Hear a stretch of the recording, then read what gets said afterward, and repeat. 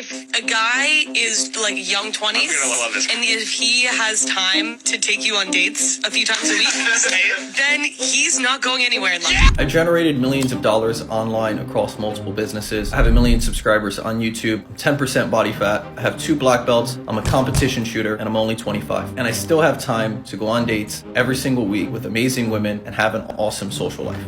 There's an infectious lie in the red pill community that if you chase success, women will just come by default. They will be waiting for you at the finish line. This is a complete and utter lie. There is no welcome party full of gorgeous women waiting for you when you become successful. And you don't have to take my word for it. Let's just use basic logic here. How does locking yourself in isolation, away from women, away from the world, gonna make you better with women? How does that even make any sense? It just turns you into a weirdo with no social skills. And the complete irony of all of this is that the guys who preach this and who live this philosophy is that if you're truly not going to focus on women and you're going to isolate yourself from women and avoid them, why are you watching red pill content and videos about women to begin with? You should be just working on your business. The times I've gone heads down and done a 2-month sprint of grinding on a project or working on something in my business, I'm not watching anything women related. If that's not my focus, I'm just watching, reading, and listening to stuff that's related to what's going to help me with my task that I'm grinding on. And in this video, I'm going to debunk the flaw in this mindset and how you can chase success and get rich while also being able to create high quality relationships at the same time without needing to sacrifice. Because obvious disclaimer, I'm not saying that dating is the most important thing or that it should take priority over your career or your success. That would be absolutely silly.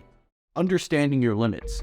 If you'd like to see just how limited you are and how much you still care what people think about you, how much of a slave to your mind you are, ask a man to go out to a bar solo and approach women. Just go out by yourself and do 3 separate approaches. See how long it takes you to make that first approach. Observe the level of fear and defunct mental programming that comes up and holds you back. That is because interacting with women is the easiest way to discover your inner bitch and character deficiencies. Your negative self-talk and inner bitch is loudest when there's a beautiful woman in front of you, and talking to women is a shortcut for discovering all of your internal flaws and insecurities. That fear voice is loudest when you interact with women. That's why all of the dialogue around women not being worth it in 2023 has reached a fever pitch. Men are more unimpressive than ever, and they're reminded of it every time they interact with a woman. Women act as a mirror. If you don't like what's looking back at you, you must change the man in the reflection. This is why men buy into the idea of chasing success instead of women. It is an admission that you are currently unworthy of the women that you desire. And this realization should inspire you to go and become that man, not just in your game and your communication skills, but in every area of your life. You can only opt out of the game, only opt out of women once you've won. It doesn't matter to say, oh, money's not worth it, I'm not going to bother chasing money, unless you're actually rich. Only rich people get to say that because they've already won the game. Because the truth is, if a woman isn't attracted to you now, she's not going to be attracted to you once you have an extra 100 grand, 200 grand, $1 million in your bank account, because you don't walk around with your bank balance taped to your forehead. Now, obviously, the man you must become to go out and make the money and success very often will make you a more desirable man to women. That is 100% true and encouraged. But it is still not going to make women automatically attracted to you. You need communication skills and game. You need to be able to make her feel something, because again, romantic relationships with women are emotional. Now, because you're the type of man who can build wealth and can build success because you are capable of that in your character, that often means that women are going to find that type of character attractive. You have the traits that make a man desirable to women. However, learning how to communicate and attract women is a different skill and different game entirely in and of itself. Take a basketball player. He's a professional athlete. Basketball players are lanky, long, explosive, quick, fast twitch muscle fibers. Does that mean a professional basketball player is probably going to be able to pick up something like boxing a lot faster? Yes, of course. Why? Because it requires you to be fast, explosive, long arms and long limbs are beneficial to it. However, you still need to learn boxing. Just because you're a professional basketball player doesn't mean you could just go throw on the gloves and become a professional boxer. You can't expect to jump in there with Floyd Mayweather and have success. Your skills as a basketball player will help you progress faster and will help you because you're already an accomplished athlete. However, you still need to know how to throw a punch properly. You still need to know how to box properly. Skills translate. Talking to women is a shortcut for business success. If you can keep a woman's attention with ease, you can keep the attention of an investor, a customer, a potential business partner with ease. Making people like you is one of the most profitable skills you can develop as a man. One of the reasons I was able to raise $50,000 in one phone call from investors as a 19-year-old kid is because I had really good communication skills with women since I was young. I've always had great communication skills with women. I've always known how to emotionally connect with people very well, and I was able to use those same skills to pitch my first investors and raise $50,000 for the venture fund that I was running while I was in university. Making people like you is one of the most profitable skills you can develop as a man. People do business with the people they like. In the world of sales, there's a running joke that you should never hire a sales guy who doesn't have a hot girlfriend. Why is that? Because if he can't sell himself to a woman in the most basic and primal way possible, he won't be able to sell your product for you, aka he's just not a good salesman. I've heard this joke from enterprise CEOs, startup founders, and internet entrepreneurs across the board. The men who are richer than you understand the importance of mastering your communication skills, and they also understand that the most basic test of your communication skills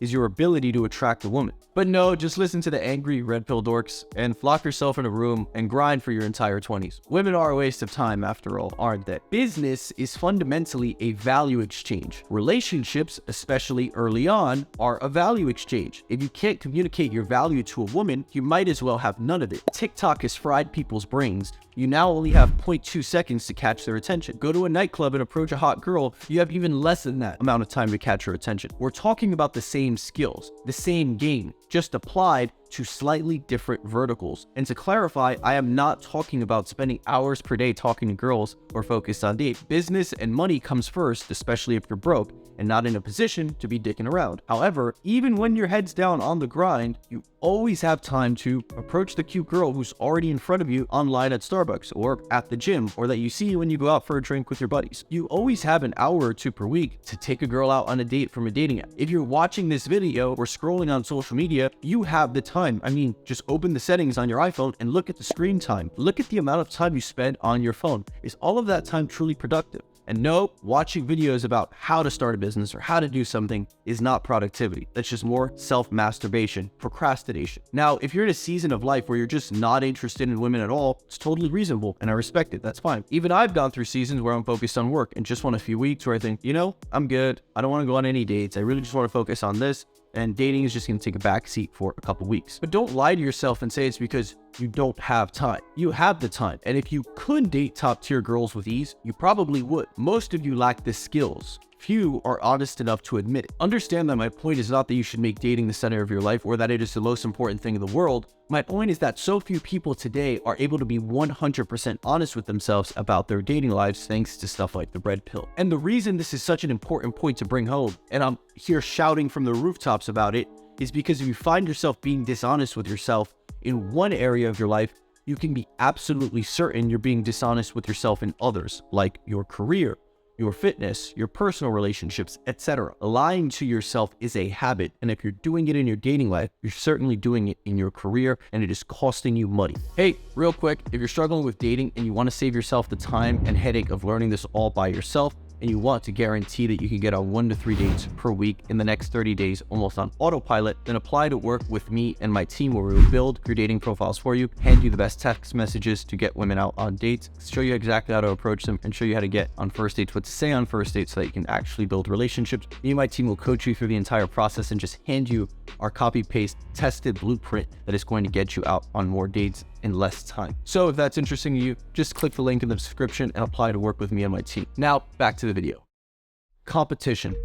Top tier women only date top tier guys, so it's more competitive, and your money and success isn't necessarily going to be the feature that wins it all for you. I mean, think about it. If a girl's a true 9 or 10 looks and personality wise, she's only dating guys with money, guys who are on a similar level as her. Everybody has money at this level. Everybody has status at this level. You're still just guy number 32 to her, even if you do have money and success, so she's not going to be waiting around for you at the finish line because she has tons of guys just like you who are even more successful than you who are going to be in her DMs trying to get her attention. So unless you're going to go and become the absolute richest man in the world, the most famous man in the world, playing the success and status game to attract women is actually very, very silly because it is a losing game. there is absolutely no way you will ever be the richest or the most famous man on the planet. And besides, even if you were doing that to date, wouldn't it just be easier to learn how to talk to women? Isn't that just a lot simpler than having to go become the next Elon Musk, invent the next SpaceX, or invent the next Tesla? Obviously, it's worthwhile to become a man of status. Obviously, it's worthwhile to become a man who's amassed wealth, who's been financially successful. But do you need to become the richest man in the world? I mean, who would want to do that? It comes with tons of downsides. You lose all of your privacy. You become a target for people. There is a point of diminishing returns when you're chasing money and status, so you need to find out what is most compatible with your lifestyle and your goals. When I was living in Los Angeles and dating girls there, lots of the girls I had been on dates with or met out in dates in the scene had told me about their experiences dating lots of A-list celebrities, guys like Jake Paul, Dan Bilzerian, and every other famous LA guy you can think of. This was just a normal dating experience for a top-tier woman. When you are at that level as a woman, dating super famous guys or dating super attractive guys or guys with lots of money and status in their area